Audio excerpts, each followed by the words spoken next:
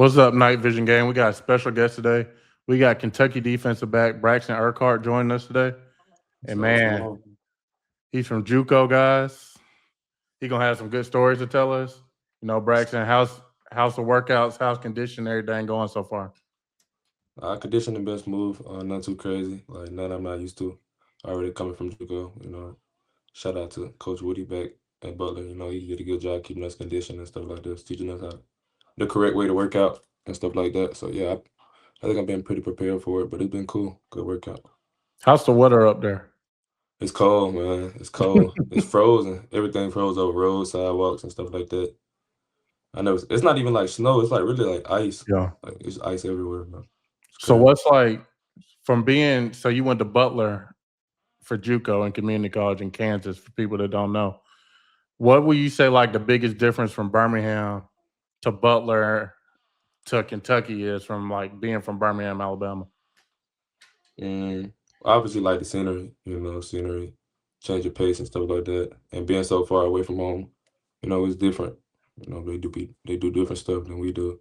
Everything's just different. You were around a different type of people, so you just gotta adapt to where you were, So it was a little different, not too crazy, but I found some people from back home that I knew. So yeah, I just made a home away from home.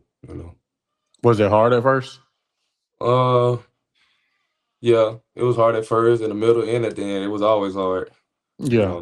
Definitely looking back on it though, but it always been hard. I feel like it made me better, but yeah, it definitely was hard. But you keep a good group around you, some people who want to do the same things you want to do, you'll find your group. And, we just pushed each other to make it out, and I did. We did. So you're like a bigger type of corner, like what are you, 6'2", Yeah, 6'3"? So yeah. you're like a bigger corner. Like, do you think like for you, like that's like an advantage? Some people see it as an advantage, some people see it as like a little setback, with quicker guys. But I feel like, if you play to your strengths, then, anything could be an advantage, like me being bigger. I do feel like it's an advantage of sometimes, just me like covering up a receiver, like making a quarterback see the receiver like in a different way. It's harder seeing over a bigger guy, longer arms, stuff like that. You know, I feel like all corners that I know, they always like play receiver or like quarterback or something like that at first. When did you know you were a corner? See, like my story was different. Like even like coming from JUCO, like back then, I started off playing receiver. Everybody want to play receiver, strike the band Yeah. up, get all the love, make the crowd go crazy. But that just ain't work out for me. I ain't get all the touchdown and love that I wanted. So I switched over to defense probably in like the Did you ever 11th play grade. any safety? Huh? Did you ever play any safety in high school? Yeah, we had a few packages. I caught a few picks in the playoffs. Yeah. We were in a little safety package. So yeah, I try to play it all. Saying I play DB, I try to play it all. Be versatile. So what's it like playing corner and like just being out there on the island? Like It's different. knowing you It's have to have different. like short term memory. It's different. It's different. But I say that with a smile because it's fun though. Definitely. It's like you don't know what's coming your way. You always got to be ready. But when you do make a play, making plays on the island don't come easy. So if you see somebody making a play, they selling. Because you got to work hard for that play on that island. Like it don't come easy out there. So when you win, it feel good. Definitely. Like being on the island, it's a different feeling. You got to be strong. You got to be tough. Are you Definitely. saying something in your head before the play? Like, are you like, is there No, I'm something you already say like locked in. Like the whole game. Like before the game. Like it's overly like mentally. Like you you got definitely like a have song to lock you in before the game? a song. Yeah, or like an artist. I kind of listen to like Memphis music, like Memphis. I kind of stuttered a little bit, got clipped that. I kind of listen to like Memphis rappers.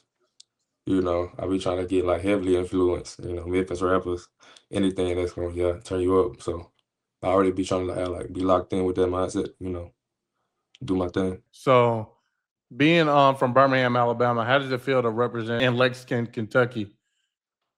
It's just like being able to play in that SEC. Like you don't get no other feeling. Definitely growing up in Alabama without a pro team, NFL team. We look at the University of Alabama, as the big time pro league. So and they play in the SEC, the hardest country, the hardest conference. So like just being able to compete in that conference and Do you represent guys where I'm play from. Alabama next year? You said what? You guys play Alabama next year? Yeah, we actually got them early. They got to come to Okay. us week 2. So yeah, that's gonna be a good Okay. matchup for me early. You know.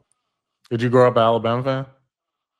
Yeah, I did. Definitely. Okay, That so it's gonna be hard. like a big Iron game. Bowl, all that. So, Yeah. you know, it's gonna be feel like a little dream, like me suiting up for this one. Definitely.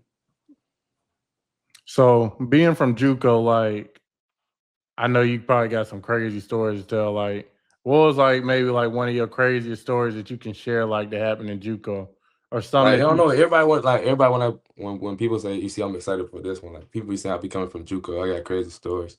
You know, it was regular. I feel like it was regular. You know, JUCO, it was like any other school. Definitely. I feel like, my experience here was like experience anywhere you have. So I don't have too many crazy stories. But like all like, the workouts, grinding hard, like definitely the mentality, the JUCO mentality, I feel like that's real. No cap about that. So some people maybe think out of high school going to JUCO, maybe like dang, but you see so many people, especially from Birmingham, go JUCO, then they go back big.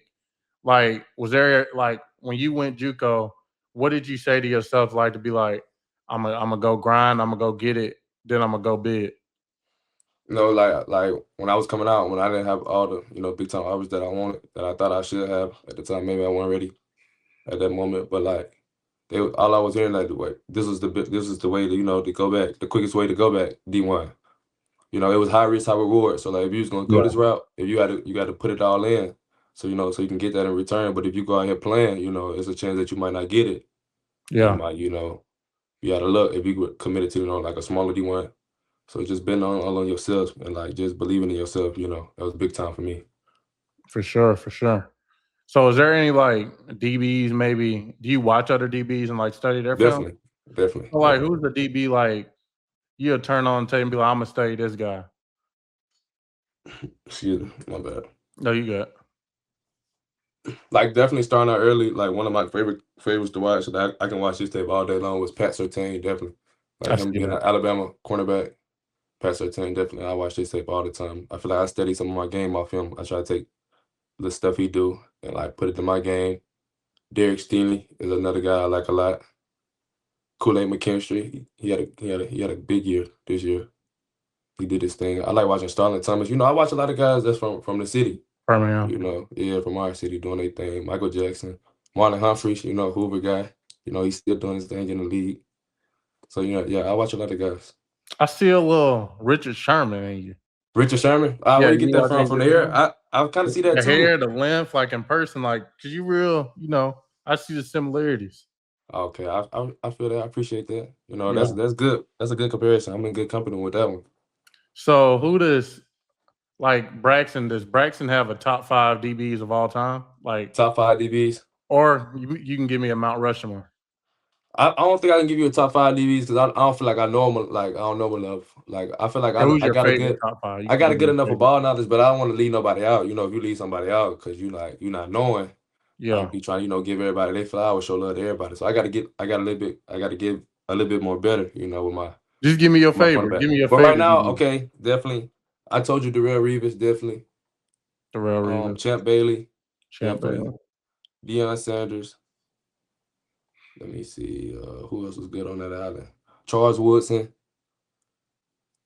Mm, Richard Sherman. Josh Norman. Like I could just name you another. Like I could I just name you like Josh guys. Norman when he was in his prime. Like I like to watch guys in their prime because like with this corner, like the game always about. I feel like it's a passing league. So if you see a corner actually like dominate when he's supposed to be consistently, like it's hard. So I like to watch everybody who did it and like the best time they did it. Put Yeah. that in my game.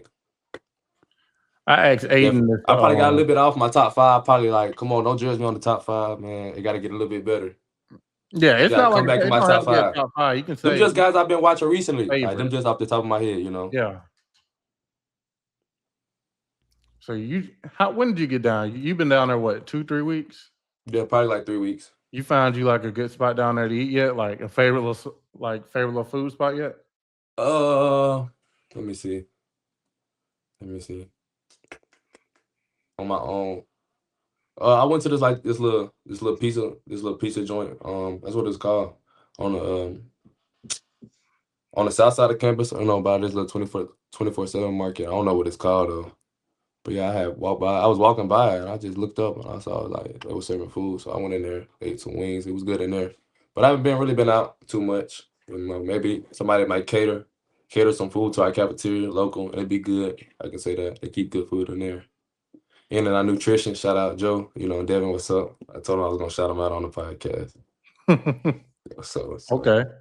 Do you know what number you wearing yet? Man, I don't want Or to is it sound still too too crazy, early? but I do like. Early? I said I was gonna try to go for that number one though. Okay. That number one, you know what I'm saying? I don't know why I dropped my head when I said that, but yeah, big reveal. So Number y'all one. gonna like compete for it in spring? I don't know. No, You that's know, what they did a I year don't want to ago. say too much on here, but you know, some contracts and stuff and whatnot. I don't know how numbers go out here, but you know, if not, then I keep my number 11. You know, or I see that.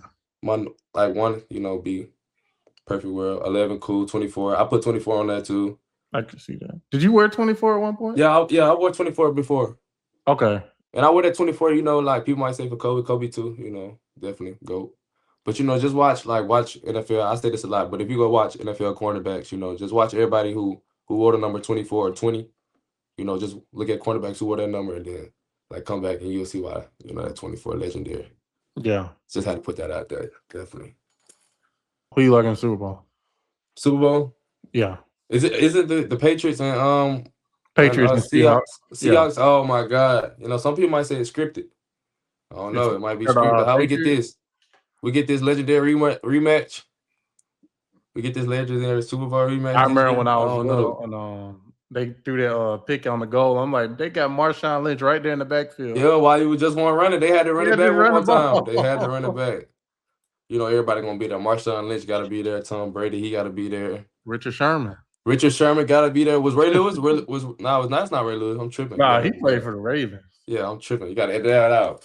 I'm tripping. My ball knowledge, y'all. No, we gonna keep that. I'm thinking. I don't know why I'm thinking Legion of Boom though. You know, he hit crazy too. Legion of Boom. That wasn't them though. They was fine. Yeah. That DB crew was fine. Yeah. But it's a crazy rematch. I don't know who I'm feeling. I'm just going. I like the Seahawks. I want the Seahawks. I want the Seahawks, man. I think I like the Seahawks. It's I'm more of a defensive guy now. I'm liking the defensive guys. I don't know.